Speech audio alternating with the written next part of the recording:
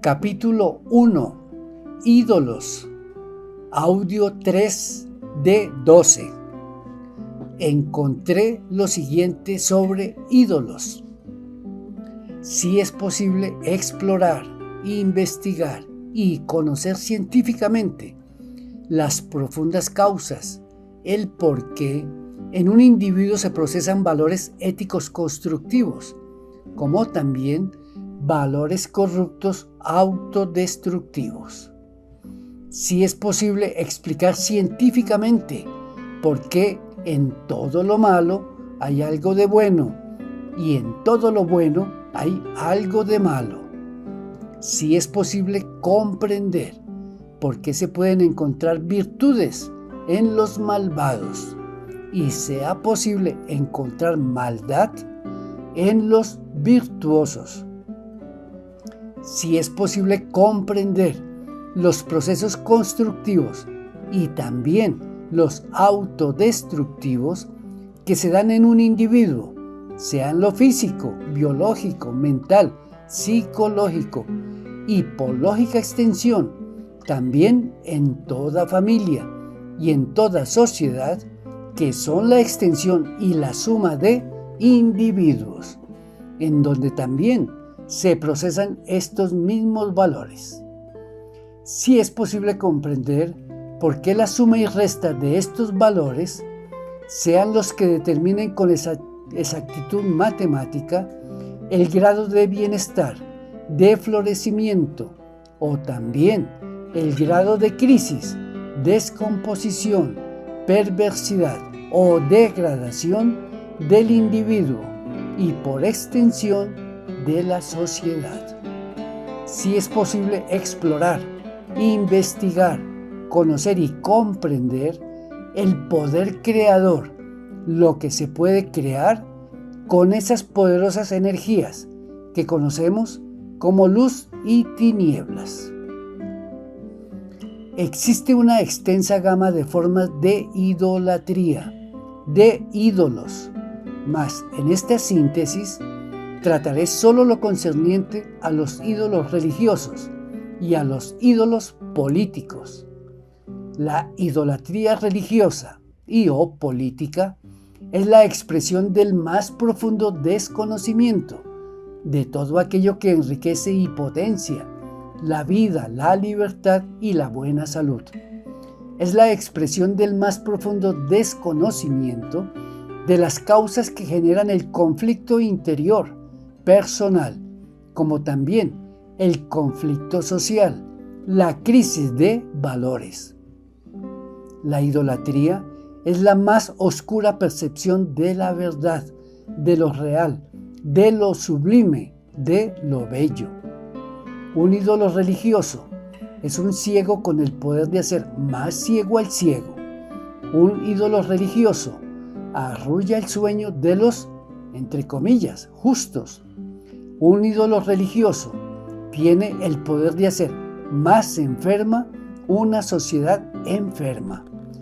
Un ídolo político es una de las expresiones más poderosas de la soberbia, de la autosuficiencia, del desconocimiento de las normas y leyes que hacen posible la armonía creadora. El ídolo político es aquel que no está en grado de ver que no es posible dar de aquello que no se tiene. No puede ver que esos bienes supremos, como son la paz, la libertad, el orden, la justicia, la bondad, el altruismo, la equidad, la misericordia, la piedad, la hermandad entre los hombres, el respeto a la vida y a la dignidad humana, no son gratuitos. El ídolo político y la sociedad en general creen que estos bienes supremos se establecen por medio de acuerdos entre buenos y malos, entre justos e injustos, abrazando fraternal e impunemente al criminal, o por decretos y leyes, cuando en realidad estos bienes supremos son el fruto de cultivar a nivel individual, familiar y social los más elevados y nobles valores éticos y humanos. Un ídolo político, un caudillo, un populista, solo está en grado de dividir radicalmente una sociedad ya dividida, de hacer más profunda y dolorosa la crisis. Los individuos en particular y la sociedad en general tienen la convicción que la crisis socioeconómica, la corrupción, la pérdida de valores, las dificultades personales son culpa del Estado, del imperio, del gobierno de turno, del sistema político tradicional, de los poderosos en lo económico y político. El individuo y la sociedad creen firmemente que la solución a los problemas sociales, corregir la descomposición generalizada, llegarán por vía de un nuevo sistema político, de una nueva clase política, de una nueva generación. Se dice que el cambio adviene cuando el ciudadano elige bien, cuando vota a conciencia. ¿Cómo podría un ciudadano elegir bien en una sociedad éticamente incorrecta y que ignora eso que llama conciencia? Se aconseja no votar por los corruptos y se cree que los no corruptos son aquellos que aún no han estado en el poder, pero que tienen los más brillantes discursos llenos de buenas intenciones. Hay corruptos, tanto en lo público como en lo privado, que no se han robado ni se robarían un solo peso, que no han violado las leyes económicas, incluso que practican la filantropía, pero promueven formas corruptas más perversas que inducen a la degradación humana. Un verdadero estadista, un verdadero político, en su más puro y elevado actuar, solo está en grado de administrar con aciertos y desaciertos lo que una sociedad, de acuerdo a sus valores, está en grado de construir. Un verdadero estadista, un verdadero político, no está en grado de resolver con medidas políticas y o económicas la crisis social y de valores en una sociedad. Las revoluciones contra sistemas políticos, contra formas religiosas, las revoluciones contra instituciones, la lucha de clases, el ciego amor por los pobres, no generan el cambio radical en las profundas causas generadoras de crisis en el individuo, en la sociedad. El Estado, las instituciones y los individuos que las conforman están hechos de la misma materia y sustancia de la que estamos hechos los ciudadanos que conformamos la sociedad civil. Juan Jacobo Rousseau, en su libro El origen de las desigualdades entre los hombres, dice, abro comillas, el más útil y a la vez el menos avanzado de todos los conocimientos humanos es en mi concepto el relacionado con el hombre, y me atrevo a decir que en la sola inscripción del templo de Delfos está contenido un precepto más importante y más difícil que todos los contenidos en los grandes volúmenes de los moralistas. Este precepto dice, hombre, conócete a ti mismo. ¿Cómo conocer la fuente de la desigualdad entre los hombres si antes no se les conoce a ellos? Y lo más cruel aún es que todos los progresos llevados a cabo por la especie humana la alejan sin cesar de su estado primigenio. Mientras mayor es el número de conocimiento que acumulamos, más difícil nos es adquirir los medios de llegar a poseer el más importante de todos, conocernos a sí mismos. Cierro comillas. Conocimiento de sí mismos. Esta frase es muy conocida, muy utilizada y manoseada para referirnos muy especialmente a nuestros gustos y disgustos, a nuestras apetencias e inapetencias, a nuestras simpatías y antipatías, a nuestras amistades y enemistades, a nuestros odios y querencias, etcétera, etcétera. Sin embargo, esta frase está dirigida a todo aquel que despierte su interés íntimo, personal, por cultivar lo ético, es decir, todo aquello que enriquece y potencia la vida, la libertad y la buena salud. Está dirigida al titánico propósito de saber quién soy, de dónde vengo, para dónde voy, cuál es la razón de ser de mi existencia. Este postulado, hombre, conócete a ti mismo, es reconocido y aceptado por los más notables filósofos, sabios y místicos, como la base fundamental del conocimiento ético.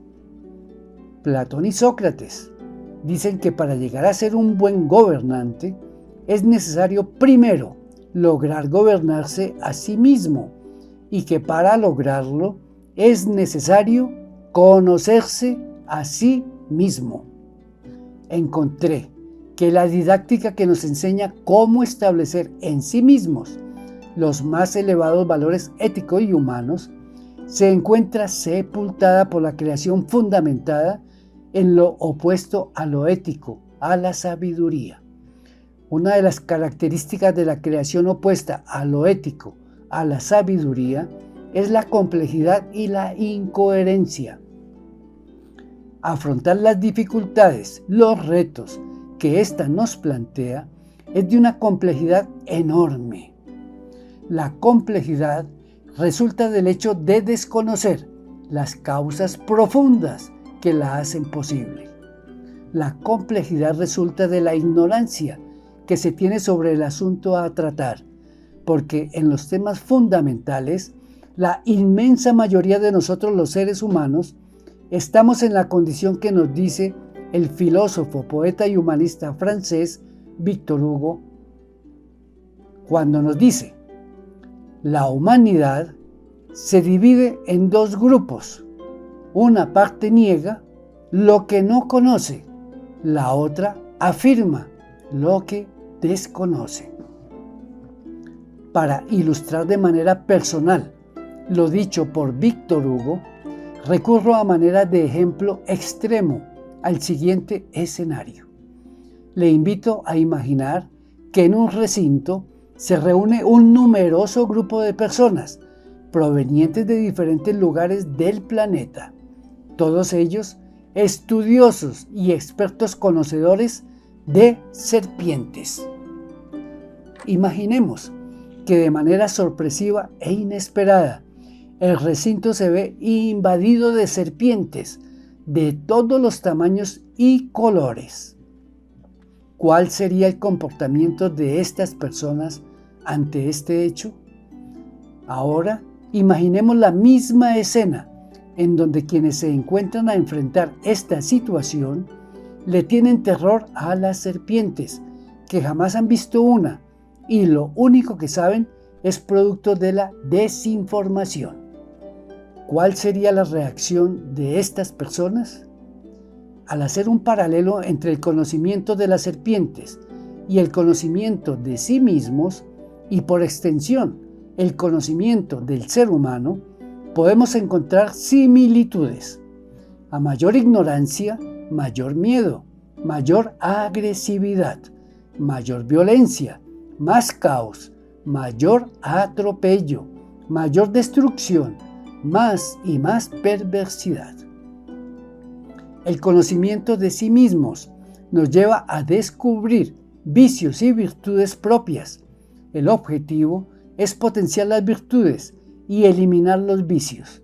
El error nos lleva a descubrir las bases sobre las que hemos construido nuestra propia obra, nuestro propio proyecto de vida. Entre más se conozca una persona a sí mismo, tiene más posibilidades de descubrir, desarrollar, crear y potenciar virtudes que lo hacen una mejor persona. Entre menos se conozca un individuo a sí mismo, mayor es su ignorancia, mayor es el daño que se produce a sí mismo y por extensión a los demás. Es mayor su crueldad, mayor su corrupción autodestructiva. Platón, junto con Sócrates, plantean que los diferentes sistemas de gobierno están determinados por el conocimiento que se tenga de sí mismos, por el grado de sabiduría de quienes integran un Estado. Así, en una sociedad cuyos individuos que la integran, si han cultivado el conocimiento que lleva a conocerse a sí mismo y por extensión conocer al ser humano y como resultado de ello a gobernarse a sí mismo y por lógica consecuencia a tener los valores que hace posible la hermandad entre los hombres, el sistema de gobierno no sería la democracia. Entre dos puntos extremos del conocimiento hay una extensa gama de tonalidades. Entre la figura de un rey sabio y un ídolo tirano existen varias formas de gobierno. La democracia, según Platón y Sócrates, se encuentra en el tercer lugar. La tiranía, el dictador, le sigue en el cuarto lugar y la anarquía en el quinto. A quien se autodenomina orgullosamente como demócrata y defiende en cuerpo y alma la democracia, le invito a conocer de qué manera Platón define al hombre demócrata. Cuando una decadente democracia se encuentra al borde de entrar en la tiranía, existen diferentes grados de complejidad. Cuando el conocimiento de sí mismo y por lógica consecuencia el conocimiento del ser humano es muy poco, los verdaderos y reales valores éticos y humanos están sepultados. La subjetividad es más profunda, mayor es la complejidad, más candente y venenoso es el debate, más irreconciliables las opiniones, mayor la polarización, la agresividad, la ironía, la enemistad. Cuando la crítica ácida y venenosa son el argumento mayor, esto es expresión de una sociedad en crisis, de una sociedad sumida en la ignorancia, de una sociedad que no ha cultivado lo ético y lo decente. En este escenario ya hay un porcentaje muy alto de demócratas que desde su ignorancia ven en la tiranía la solución a la crisis. Aparecen los mesías, los fanáticos, los más ignorantes, los más degradados, los más violentos, que son y representan a esa parte más degradada de la sociedad, que están dispuestos a imponer la paz, la justicia, la equidad, a acabar con la corrupción, imponiendo su ignorancia, su verdad, a la fuerza, por encima de la ley y, de ser necesario, a sangre y fuego. Existe la ley de la entropía. En termodinámica es difícil digerir su definición. Sin embargo, hay un ejemplo que nos facilita la comprensión más elemental de esta ley. Al mezclar una jarra de agua caliente con otra de agua fría, esta agua se va a igualar en el grado más bajo que de esta mezcla resulte. En el plano tridimensional que nos encontramos, esta ley aplica en todo lo manifestado, siendo la muerte su más baja expresión, lo más frío. Esta ley cobija lo físico, mental, psicológico, social, igualándonos siempre por lo más bajo, por lo que requiere menos esfuerzo. Los antivalores, lo corrupto, representan el agua fría. El pensar, sentir y actuar, derivados de cultivar la ética de tipo superior, representan el agua caliente. La entropía va de la mano con la involución. En lo social, cuando predominan las prácticas corruptas, la tiranía, el debate incendiario, violencia, pérdida total de valores éticos, pobreza, miseria y o la creación científica autodestructiva o la riqueza económica fundamentada en el desconocimiento de los más altos valores éticos y humanos, y son la manifestación de la ley de la entropía. En los comportamientos corruptos, el corrupto se justifica en la corrupción de los demás.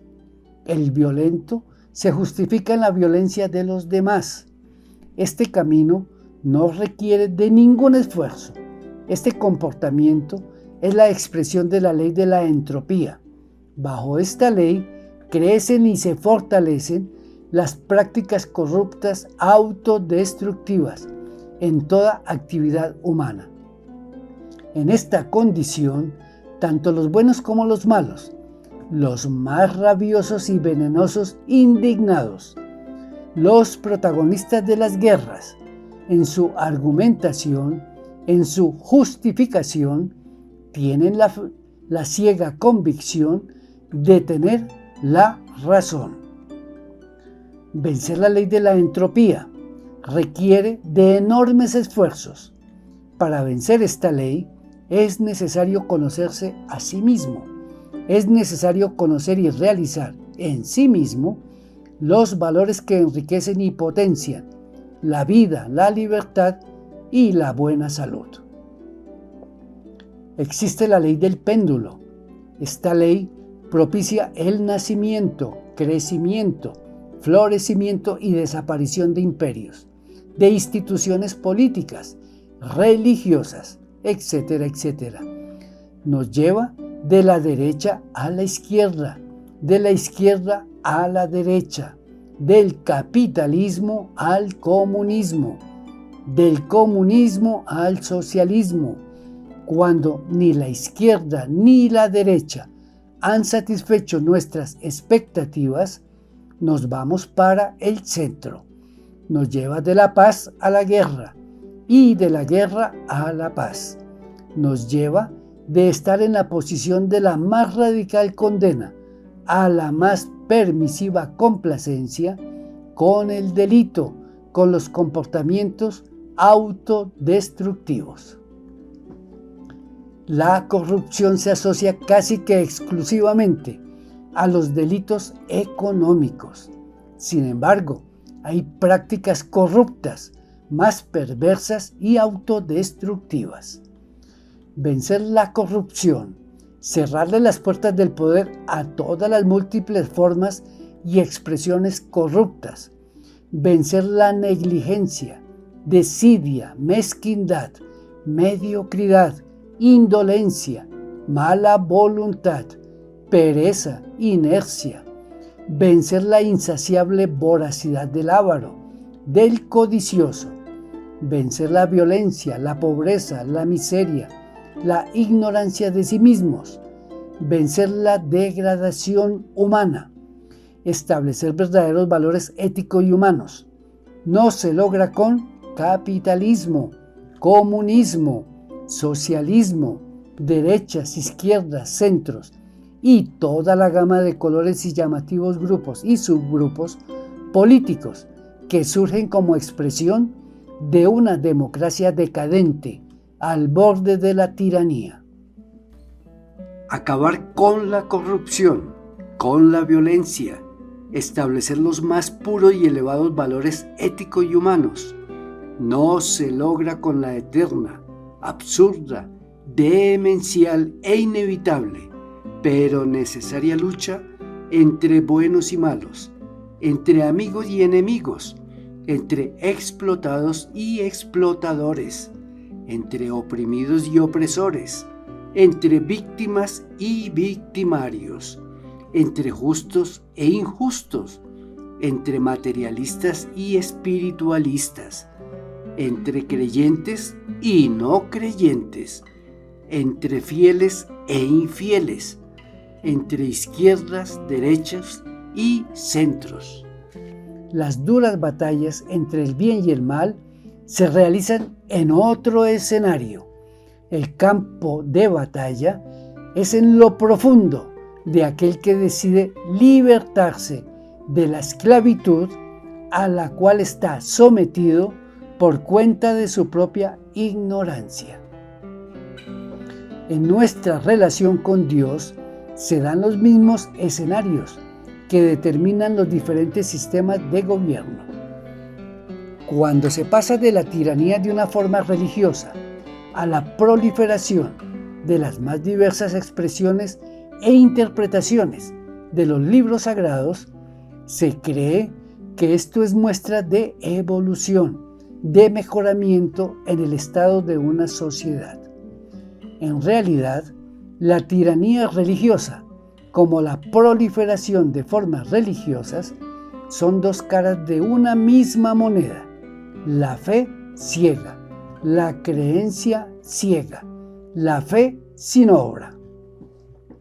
Gracias a la interpretación subjetiva de las enseñanzas sagradas, sus frutos son la expresión y testimonio que en el corazón del ser humano no se ha establecido la verdad crística, no se ha cultivado lo ético, la sabiduría, el verdadero y real amor.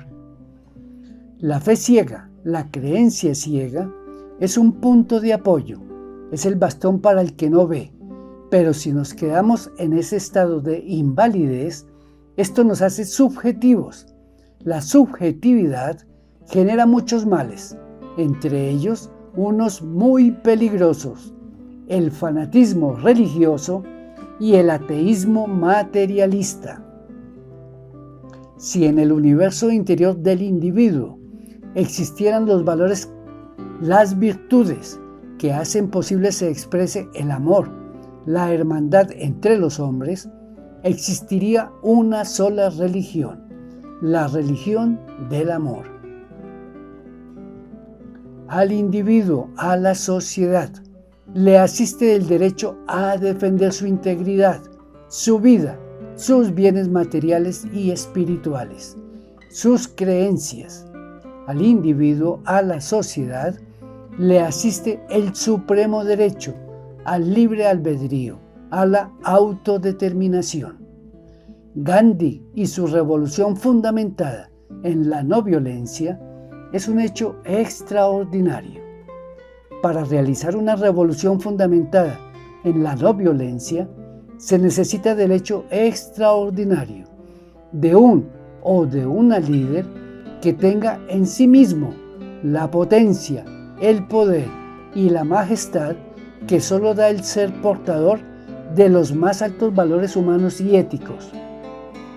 Es necesaria una sociedad en donde aún quede algo de valores éticos.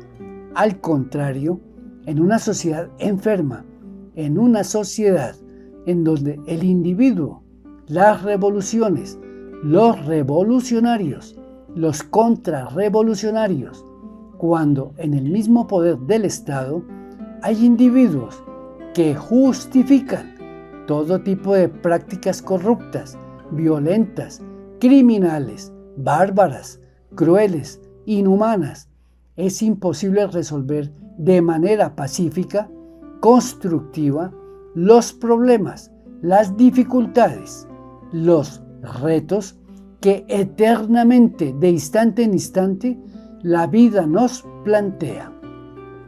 El violento tiene la firme convicción que es con violencia que se corrige el error. Lo violento es expresión de debilidad, de miedo, de cobardía, de vacío interior, por ausencia de verdaderos y reales valores éticos. Un terrorista, un criminal, un violador, un corrupto, sin importar de qué lado esté, bien sea de los buenos o de los malos, siente satisfacción, siente placer con los crímenes, con el acto demencial que comete. Estos individuos piensan, sienten y actúan con la total convicción que este es el camino que hace posible establecer los más altos ideales de bienestar para la humanidad, pues su ética está fundamentada en valores criminales. Todo monstruo siente placer y satisfacción al cometer su delito. Se siente todo un héroe. Jamás piensa o siente que sus actos son la expresión de la más absurda maldad, de la más extrema ignorancia, de la más cruda perversidad. La otra cara de esta misma moneda se divide en dos grupos extremos.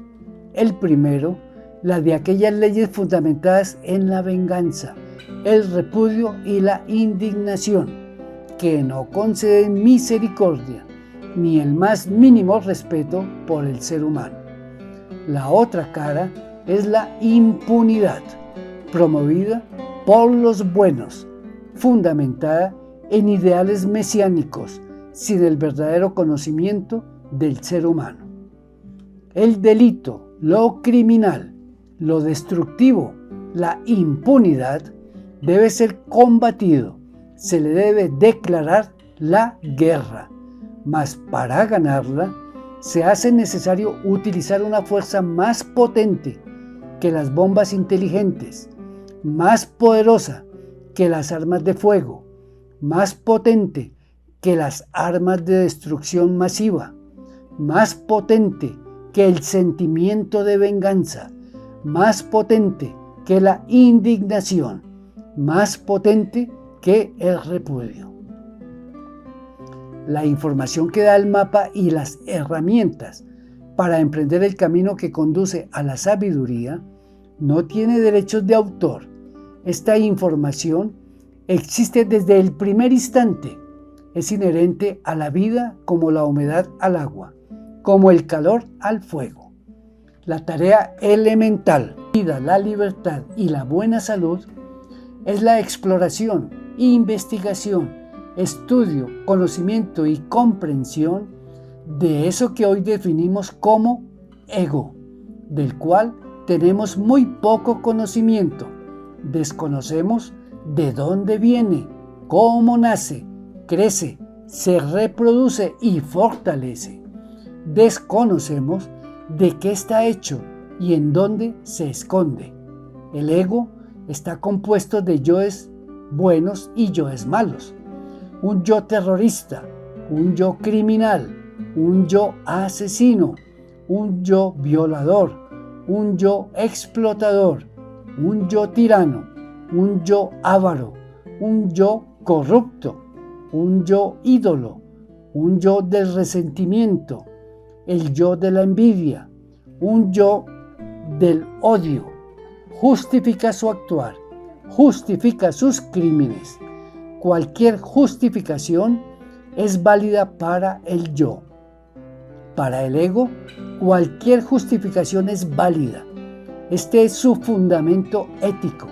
Esa es la profunda verdad de los hechos corruptos, de los hechos criminales, de los hechos inhumanos, así vengan desde la oficialidad de la ley.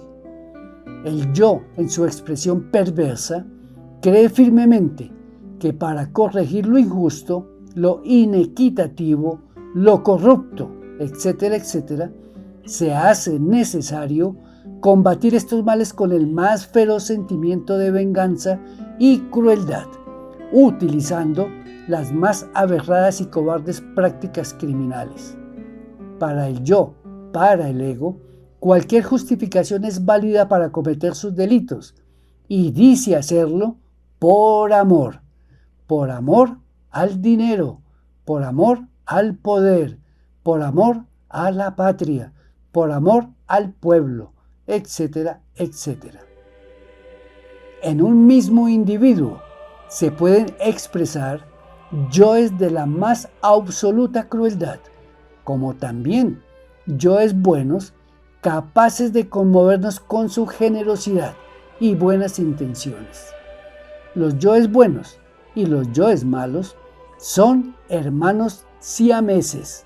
El cordón que los une es la ignorancia.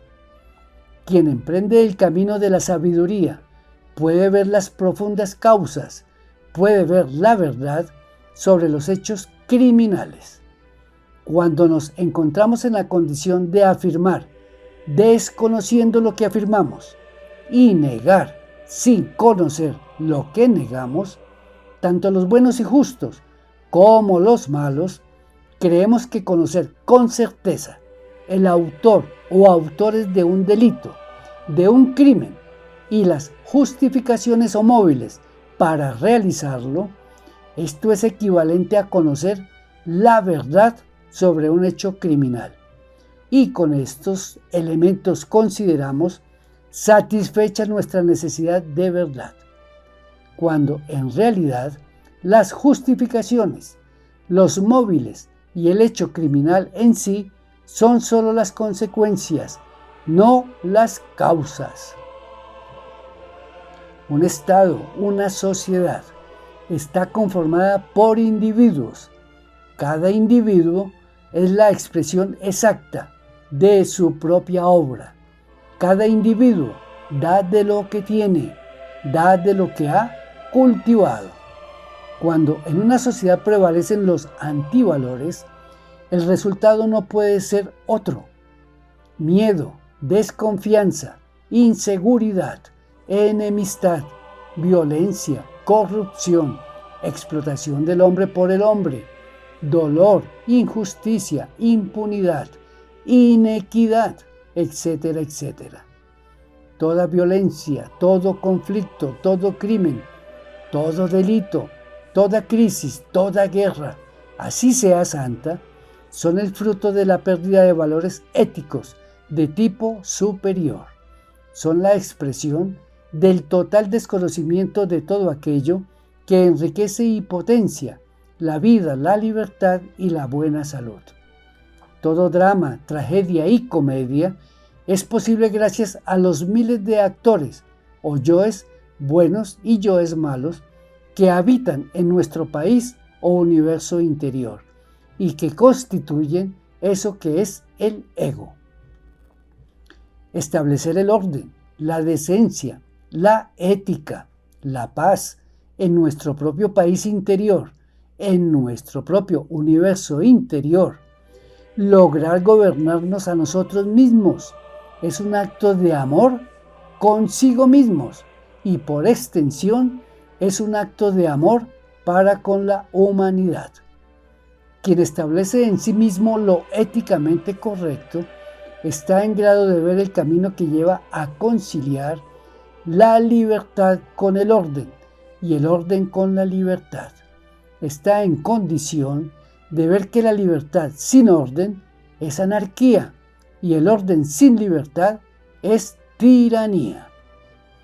Cuando en una sociedad prevalecen los antivalores, el desempeño del verdadero estadista, del verdadero político, está limitado por la dinámica sociopolítica, pues ésta se desarrolla en el terreno de las simpatías y antipatías, odios y querencias, amistades y enemistades, donde afloran y se expresan los más pérfidos sentimientos, en donde al odio, la envidia, la venganza, la enemistad, el resentimiento, la lucha de clases, se le pone la máscara de mi lucha por el pueblo y para el pueblo, mi amor por los pobres.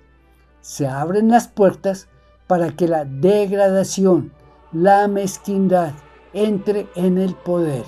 Se abona el terreno para que se multipliquen los violentos, los corruptos, los perversos. Se crea el escenario para la lucha de unos corruptos, tratando de desenmascarar a otros corruptos. Cuando en una sociedad prevalecen los antivalores, en realidad la lucha es entre individuos llenos de buenas intenciones, pero equivocados.